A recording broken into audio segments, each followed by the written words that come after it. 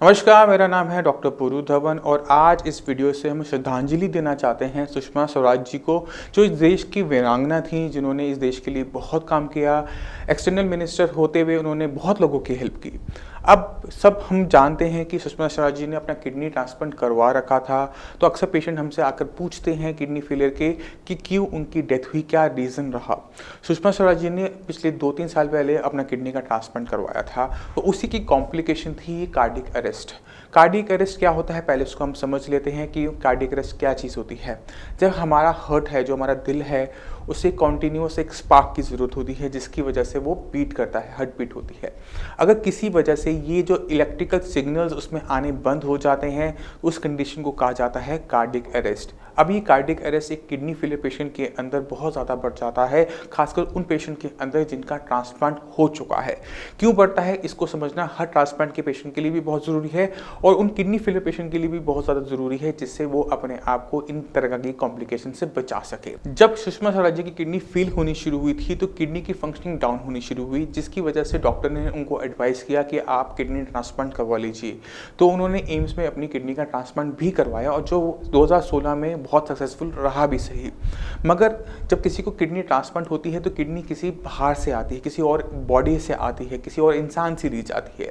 क्योंकि वो आपकी बॉडी का मटेरियल नहीं होता, ऑर्गन नहीं होता, तो बहुत ज़्यादा हाई चांसेस होते हैं कि बॉडी उसको रिजेक्ट करेगी, यानी उसको फॉरेन बॉडी की तरह ट्रीट करेगी और उस पर अटैक करना शुरू कर देगी।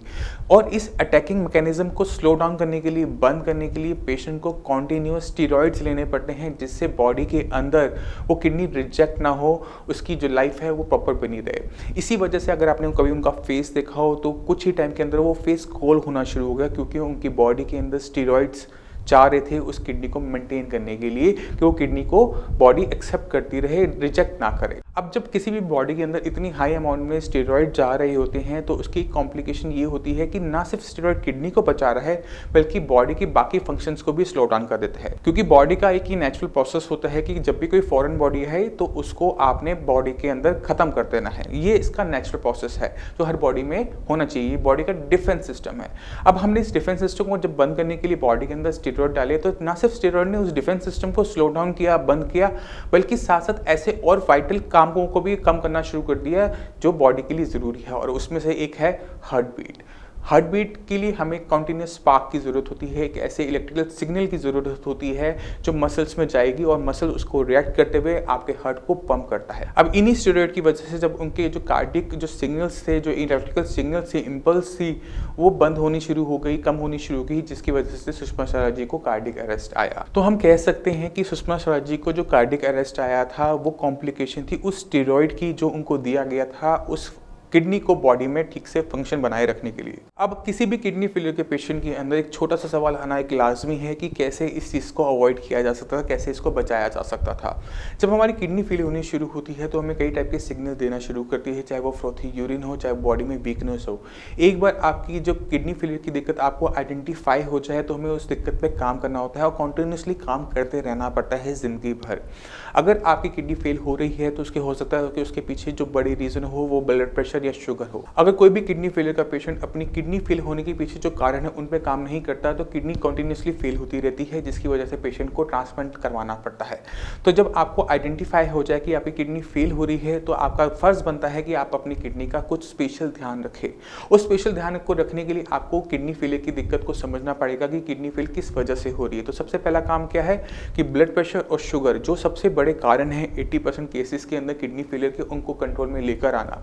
अगर एक बार आप इन चीज़ों को कंट्रोल में कर लेते हो, तो किडनी को जो फर्दर डैमेज हो रहा है, जो कॉन्टिन्यूस डैमेज हो रहा है, वो रुक जाता है। एक बार वो डैमेज होना रुक जाता है, तो किडनी के पास एक ऐसा माहौल बन पाता है जहाँ पर वो अपने फंक्शनिंग को बढ़ा सकती है।